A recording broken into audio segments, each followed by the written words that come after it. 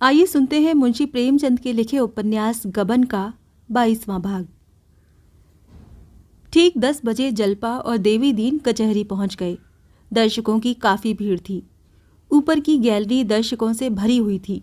कितने ही आदमी बरामदे में और सामने के मैदान में खड़े थे। जलपा ऊपर गैलरी में जा बैठी। देवी दीन बरामदे में खड़ा हो गया। इजलास पर जज साहब के एक तरफ अहलमत था और दूसरी तरफ पुलिस के कई कर्मचारी खड़े थे। सामने कटघरे के बाहर दोनों तरफ के वकील खड़े मुकदमा पेश होने का इंतज़ार कर रहे थे।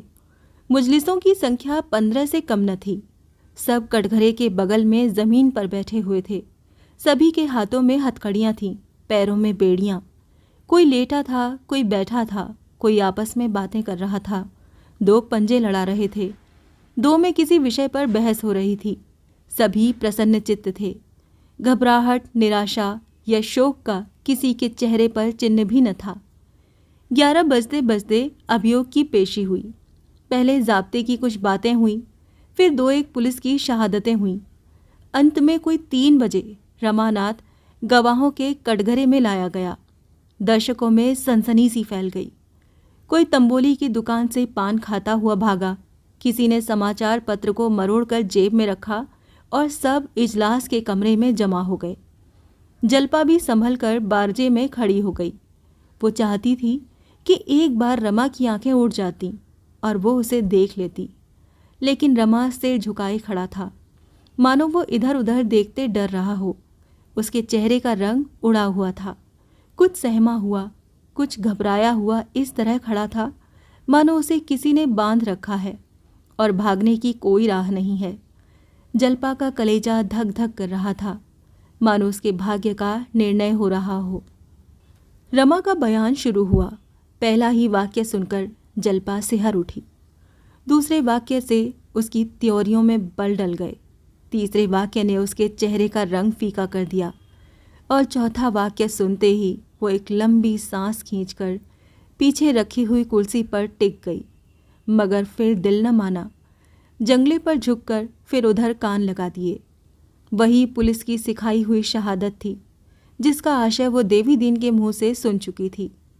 अदालत में सन्नाटा छाया हुआ था। जलपा ने कई बार खांसा कि शायद अब भी रमा की आंखें ऊपर उठ जाएं, लेकिन रमा का सिर और भी झुक गया। मालूम नहीं उसने जलपा के खांसने की आवाज़ पहचान ली या आत्मग्लानि का भाव उदय हो गया। उसका स्वर भी कुछ धीमा हो गया।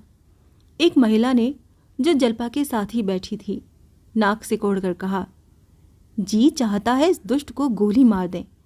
ऐसे ऐसे स्वार्थी भी इस देश में पड़े हैं जो नौकरी या थोड़े से धन के लोभ में निरपराधों के गले पर छुरी उधरने से भी नहीं हिचकते। जलपा ने कोई जवाब न दिया। एक दूसरी महिला ने, जो आंखों पर ऐनक लगाए हुए थी, निराशा के भाव से कहा, इस अभागे देश का ईश्वर ही मालिक है। गवर्नरी तो लाला को कहीं नहीं मिल जाती। अधिक से अधिक कहीं क्लर्क हो जाएंगे। उसी के लिए अपनी आत्मा की हत्या कर रहे हैं। मालूम होता है कोई मर भूखा नीच आदमी है, पल्ले सिरे का कमीना और छिछोरा। तीसरी महिला ने ऐनक वाली देवी से मुस्कुराकर पूछा, आदमी तो फैशनेबल है और पढ़ा लिखा भी मालूम होता है, भला तुम इसे पा जाओ तो क्या करो? ऐनकबाज देवी ने उद्दंडता से कहा, नाक काट लूं, बस नकटा बनाकर छोड़ दूं। और जानती हो मैं क्या करूं? नहीं, शायद गोली मार दोगी। ना, गोली ना मारूं, सरे बाजार खड़ा करके 500 जूते लगवाऊं, चांद गंजी हो जाए। उस पर तुम्हें ज़रा भी दया नहीं आएगी? ये कुछ कम दया है? उसकी पूरी सज़ा तो ये है कि किसी ऊंची पहाड़ी से धकेल दिया जाए। अगर ये महाशय अमेरिका में होते तो जिंदा जला दिए जाते। एक वृद्धा ने इन युवतियों का तिरस्कार करके कहा, क्यों व्यर्थ में मुंह खराब करती हो? वो घृणा के योग्य नहीं, दया के योग्य है। देखती नहीं हो उसका चेहरा कैसा पीला हो गया है, जैसे कोई उसका गला दबाए हुए हो। अपनी माँ या बहन को देख ले तो ज़रूर रो पड़े। आदमी दिल का बुरा नहीं है। पुलिस ने धमका कर उसे सीधा किया है। मालूम होता है एक एक शब्द उसके हृदय को चीर चीर कर निकल रहा हो। ऐनक वाली महिला ने व्यंग किया, जब अपने पांव कांटा चुभता है तबाह निकलती है। जल्पा अब वहाँ न ठहर सकी। एक एक बात चिंगारी की तरह उसके दिल पर गोले डाले देती थी। ऐसा जी चाहता था कि इसी वक्त उठकर कह दे, ये महाशय बिल्कुल झूठ बोल रहे हैं, सरासर झूठ, और इसी वक्त इसका सबूत दे दे। वो इस आवेश को पूरे बल से दबाए हुए थी। उसका मन अपनी कायरता पर उसे धिक्कार रहा था। क्यों वो इसी वक्त सारा वृतांत नहीं कह सुनाती? पुलिस उसकी दुश्मन हो जाएगी तो हो जाए, कुछ तो अदालत को ख्याल होगा। कौन जाने इन गरीबों की जान बच जाए। जनता को तो मालूम हो जाएगा कि ये झूठी शहादत है। उसके मुंह से एक बार आवाज़ निकलते निकलते रह गई। परिणाम के भय ने उसकी ज़बान पकड़ ली। आखिर उसने वहाँ से उठकर चले आने में ही कुशल समझी।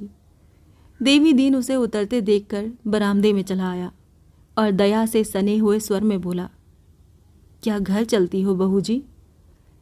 जल्पा ने आंसुओं के वेग को रोक कर कहा, हाँ, यहाँ अब नहीं बैठा जाता। हाथे के बाहर निकलकर देवी दीन ने जल्पा को सांत्वना देने के इरादे से कहा, पुलिस ने जिसे एक बार बूटी सुंघा दी, उस पर किसी दूसरी चीज़ का असर नहीं हो सकता। जल्पा ने घृणा के भाव से कहा, ये सब कायरों के लिए है। कुछ दूर दोनों चुपचाप चलते रहे। सहसा जल्पा ने कहा, क्यों दादा, अब और तो कहीं अपील न होगी? कैदियों का यही फैसला हो जाएगा? देवी दीन इस प्रश्न का आशय समझ गया। बोला, नहीं, हाई कोर्ट में अपील हो सकती है। फिर कुछ दूर तक दोनों चुपचाप चलते रहे। जल्पा एक वृक्ष की छांव में खड़ी हो गई और बोली, दादा, मेरा जी चाहता है आज जज साहब से मिलकर सारा हाल कह दूं। शुरू से जो कुछ हुआ सब कह सुनाऊं। मैं सबूत दे दूंगी, तब तो मानेंगे। देवी दीन ने आंखें गाड़ कर कहा, जज साहब से?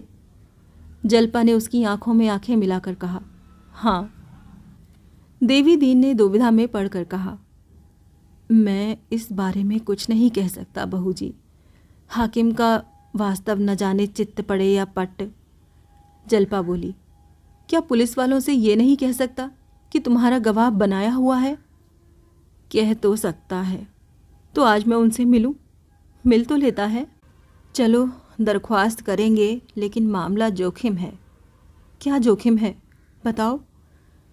भैया पर कहीं झूठी गवाही का इल्ज़ाम लगाकर सजा कर दें तो कुछ नहीं, जो जैसा करे वैसा भोगे।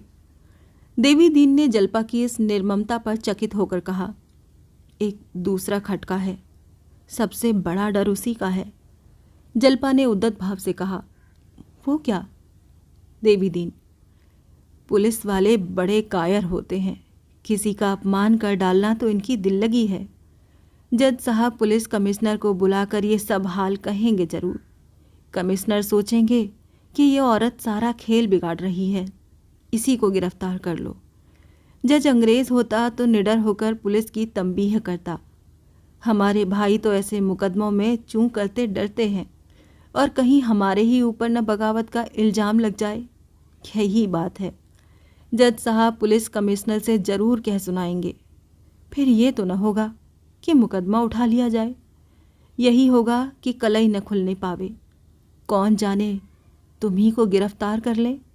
कभी कभी जब गवाह बदलने लगता है या कलई खोलने पर उतारू हो जाता है, तो पुलिस वाले उसके घर वालों को दबाते हैं। इनकी माया अपरंपार है। जल्पा सहम उठी।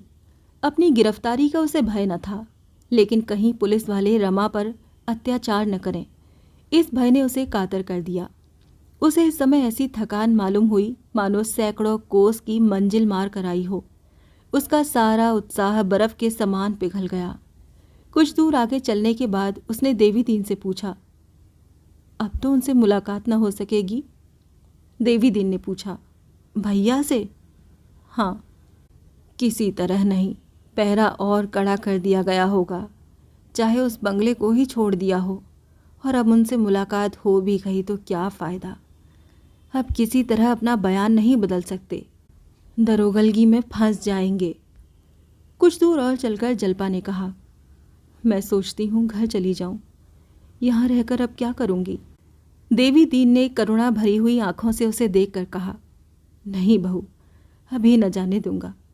तुम्हारे बिना अब हमारा यहाँ पल भर भी जी न लगेगा। बुढ़िया तो रो रो कर प्राण ही दे देगी। अभी यहाँ रहो, देखो क्या फैसला होता है। भैया को मैं इतना कच्चे दिल का आदमी नहीं समझता था। तुम लोगों की बिरादरी में सभी सरकारी नौकरी पर जान देते हैं। मुझे तो कोई 100 रुपया भी तलब दे तो नौकरी न करूं। अपने रोजगार की बात ही दूसरी है। इसमें आदमी कभी थकता ही नहीं। नौकरी में जहां 5 से 6 घंटे हुए कि देह टूटने लगती है, जम्हाइयाँ आने लगती हैं। रास्ते में और कोई बातचीत न हुई। जल्पा का मन अपनी हार मानने के लिए किसी तरह राजी न होता था। वो परास्त होकर भी दर्शक की भांति ये अभिनय देखने से संतुष्ट न हो सकती थी। वो उस अभिनय में सम्मिलित होने और अपना पार्ट खेलने के लिए विवश हो रही थी। क्या एक बार फिर रमा से मुलाकात न होगी? उसके हृदय में उन जलते हुए शब्दों का एक सागर उमड़ रहा था जो वो उससे कहना चाहती थी। उसे रमा पर जरा भी दया न आती थी, उससे रत्ती भर सहानुभूति न होती थी। वो उससे कहना चाहती थी, तुम्हारा धन और वैभव तुम्हें मुबारक हो। जल्पा उसे पैरों से ठुकराती है। तुम्हारे खून से रंगे हुए हाथों के स्पर्श से मेरी देह में छाले पड़ जाएंगे। जिसने धन और पद के लिए अपनी आत्मा बेच दी, उसे मैं मनुष्य नहीं समझती। तुम मनुष्य नहीं हो, तुम पशु भी नहीं हो, तुम कायर हो, कायर। जल्पा का मुखमंडल तेजमय हो गया। गर्व से उसकी गर्दन तन गई। ये शायद समझते होंगे, जल्पा जिस वक्त मुझे झब्बेदार पगड़ी बांध घोड़े पर सवार देखेगी, फूली न समाएगी। जल्पा इतनी नीच नहीं है। तुम घोड़े पर नहीं, आसमान में उड़ो। मेरी आंखों में हत्यारे हो, पूरे हत्यारे, जिसने अपनी जान बचाने के लिए इतने आदमियों की गर्दन पर छुरी चलाई। मैंने चलते चलते समझाया था, उसका कुछ असर न हुआ। तुम इतने धन लोलुप हो, इतने लोभी, कोई हरज नहीं। जल्पा अपने पालन और रक्षा के लिए तुम्हारी मोहताज नहीं। इन्हीं संतप्त भावनाओं में डूबी हुई जल्पा घर पहुंची। 1 महीना गुजर गया। जल्पा कई दिन तक बहुत विकल रही। कई बार उन्माद सा हुआ कि अभी सारी कथा किसी पत्र में छपवा दूं, सारी कलई खोल दूं, सारे हवाई किले ढा दूं। पर ये सभी उद्वेग शांत हो गए। आत्मा की गहराइयों में छिपी हुई कोई शक्ति उसकी जबान बंद कर देती थी। रमा को उसने हृदय से निकाल दिया था। उसके प्रति अब उसे कोई क्रोध न था, द्वेष न था, दया भी न थी, केवल उदासीनता थी। उसके मर जाने की सूचना पाकर भी शायद वो न रोती। हाँ, इसे ईश्वरीय विधान की एक लीला, माया का एक निर्मम हास्य, एक क्रूर क्रीड़ा समझकर थोड़ी देर के लिए वो दुखी हो जाती। प्रणय का वो बंधन जो उसके गले में 2-2.5 साल पहले पड़ा था, टूट चुका था, पर उसका निशान बाकी था। रमा को इस बीच में उसने कई बार मोटर पर अपने घर के सामने से जाते देखा। उसकी आंखें किसी को खोजती हुई मालूम होती थीं। उन आंखों में कुछ लज्जा थी, कुछ क्षमा याचना, पर जल्पा ने कभी उसकी तरफ आंखें न उठाईं। वो शायद इस वक्त आकर उसके पैरों में पड़ता तो भी वो उसकी ओर न ताकती।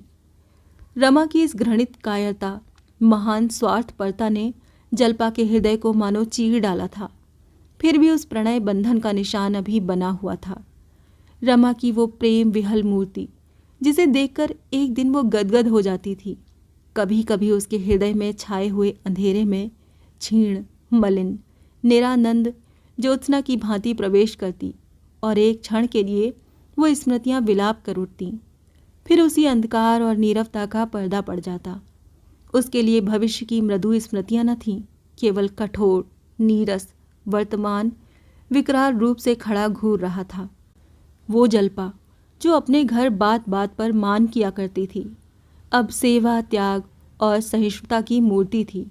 जग्गो मना करती रहती, पर वो मुंह अंधेरे सारे घर में झाड़ू लगाती, चौका बर्तन कर डालती, आटा गूंद कर रख देती, चूल्हा जला देती।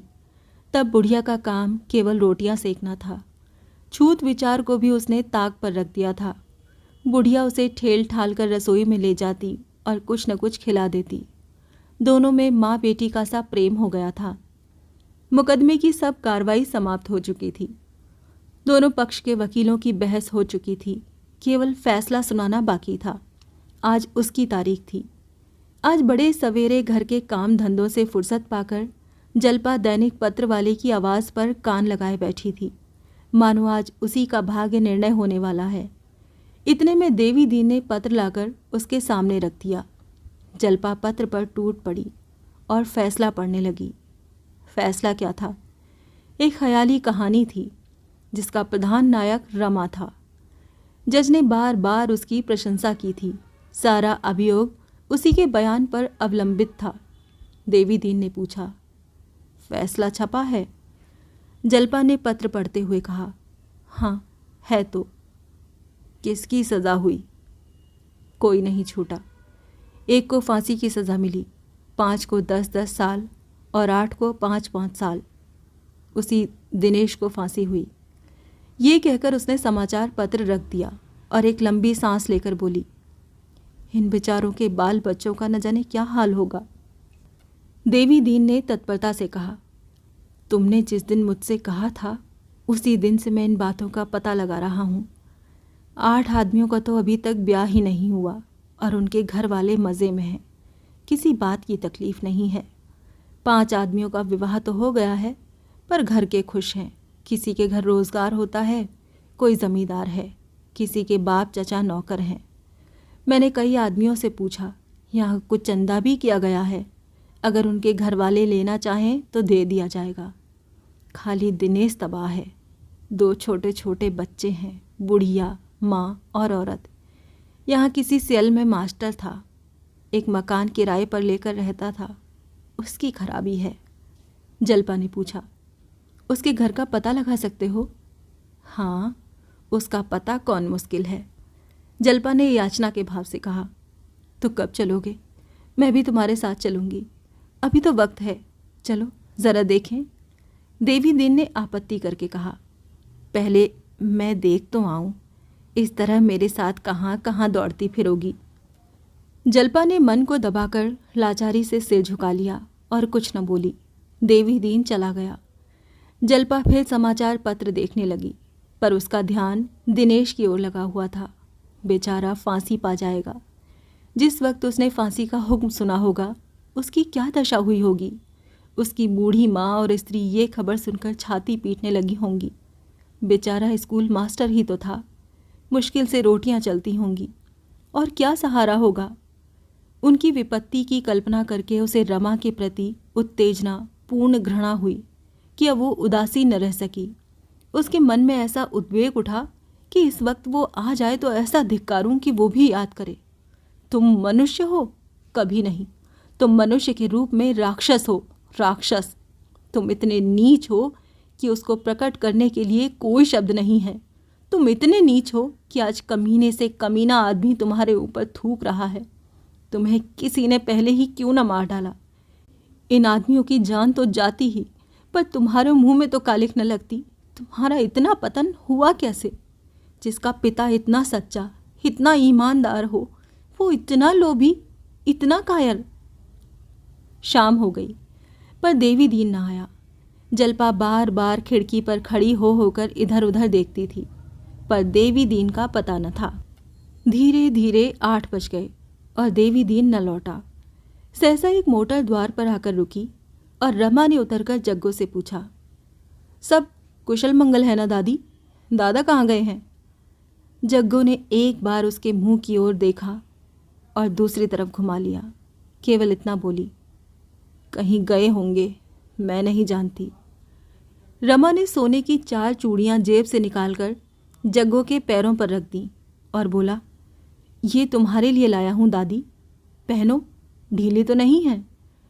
जग्गो ने चूड़ियां उठाकर ज़मीन पर पटक दी और आंखें निकाल कर बोली, जहाँ इतना पाप समा सकता है वहाँ 4 चूड़ियों की जगह नहीं है। भगवान की दया से बहुत चूड़ियाँ पहन चुकी और अब भी सेर 2 सेर सोना पड़ा होगा, लेकिन जो खाया पहना अपनी मेहनत की कमाई से, किसी का गला नहीं दबाया, पाप की गठरी सिर पर नहीं लादी, नीयत नहीं बिगाड़ी। उस कोख में आग लगे जिसने तुम जैसे कपूत को जन्म दिया। ये पाप की कमाई लेकर तुम बहू को देने आए होगे। समझते होगे तुम्हारे रुपयों की थैली देखकर वो लट्टू हो जाएगी। इतने दिन उसके साथ रहकर भी तुम्हारी लोभी आंखें उसे न पहचान सकी। तुम जैसे राक्षस उस देवी के जोग न थे। अगर अपनी कुशल चाहते हो तो इन्हीं पैरों जहाँ से आए हो वहीं लौट जाओ। उसके सामने जाकर क्यों अपना पानी उतरवाओगे? तुम आज पुलिस के हाथों जख्मी होकर मार खाकर आए होते, तुम्हें सज़ा हो गई होती, तुम जेल में डाल दिए गए होते तो तुम्हारी बहू तुम्हारी पूजा करती, तुम्हारे चरण धो धो कर पीती। वो उन औरतों में है जो चाहे मजूरी करे, उपवास करे, फटे चीथड़े पहने, पर किसी की बुराई नहीं देख सकती। अगर तुम मेरे लड़के होते तो तुम्हें जहर दे देती। क्यों खड़े मुझे जला रहे हो? चले क्यों नहीं जाते? मैंने तुमसे कुछ ले तो नहीं लिया है? रमा सिर झुकाए चुपचाप सुनता रहा। तब आहत सुर में बोला, दादी, मैंने बुराई की है और इसके लिए मरते दम तक लज्जित रहूँगा, लेकिन तुम मुझे जितना नीच समझ रही हो उतना नीच नहीं हूँ। अगर तुम्हें मालूम होता कि पुलिस ने मेरे साथ कैसी कैसी सख्तियाँ की हैं, मुझे कैसी कैसी धमकियाँ दी, तो तुम मुझे राक्षस न कहती। जल्पा के कानों में इन आवाज़ों की भनक पड़ी। उसने जीने से झांक कर देखा। रमानाथ खड़ा था। सिर पर बनारसी रेशमी साफा था, रेशम का बढ़िया कोट, आंखों पर सुनहली ऐनक। इस एक ही महीने में उसकी देह निखर आई थी। रंग भी अधिक गोरा हो गया था। ऐसी कांति उसके चेहरे पर कभी न दिखाई दी थी।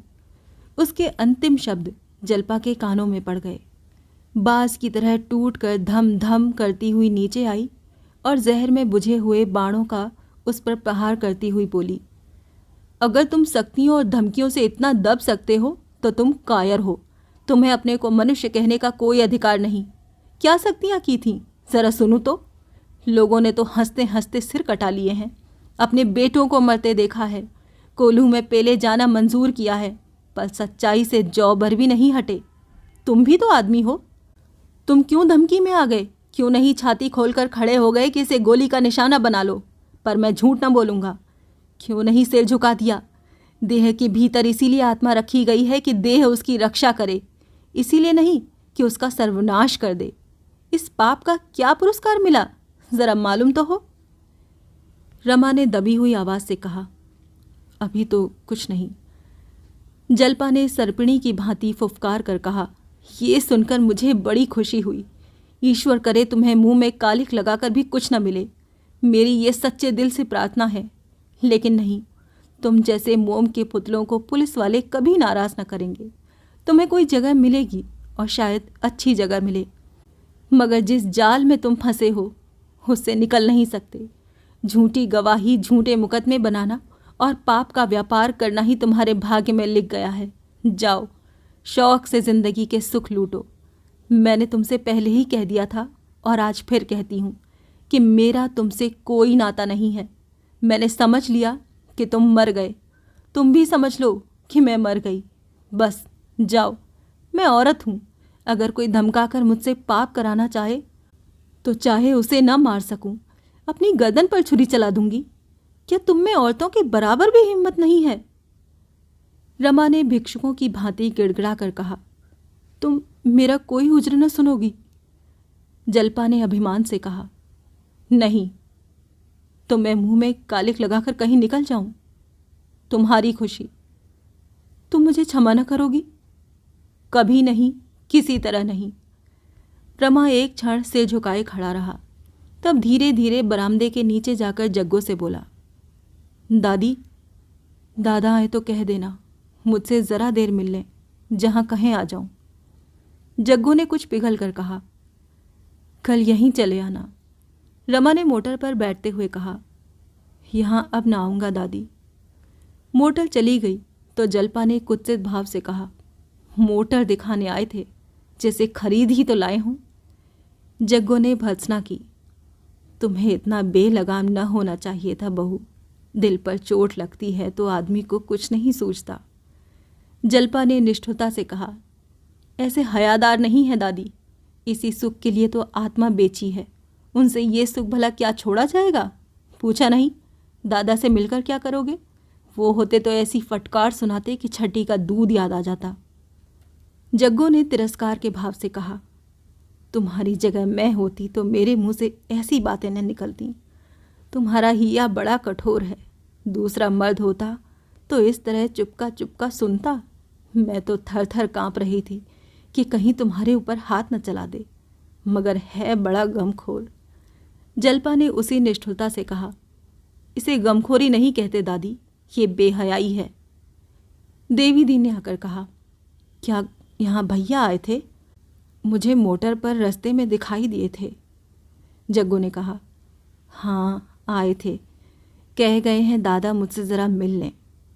देवी दीन ने उदासीन होकर कहा, मिल लूँगा, यहाँ कोई बातचीत नहीं हुई? जग्गू ने पछताते हुए कहा, बातचीत क्या हुई, पहले मैंने पूजा की, मैं चुप हुई तो बहू ने अच्छी तरह फल माला चढ़ाई। जल्पा ने सिर नीचा करके कहा, आदमी जैसा करेगा वैसा भोगेगा। जग्गू, अपना ही समझकर तो मिलने आए थे। जल्पा, कोई बुलाने तो न गया था? कुछ दिनेश का पता चला दादा?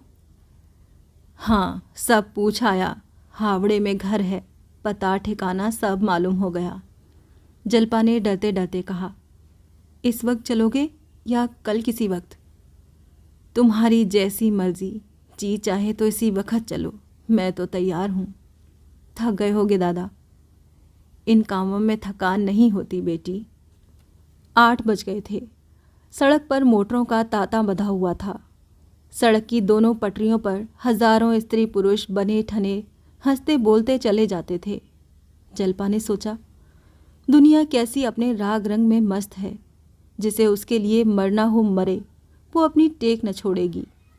हर एक अपना छोटा सा मिट्टी का घरौंदा बनाए बैठा है।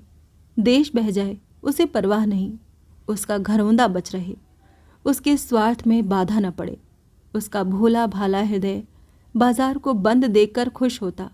सभी आदमी शोक से सिर झुकाए त्योरियां बदले सभा में नजर आते, सभी के चेहरे भीतर की जलन से लाल होते।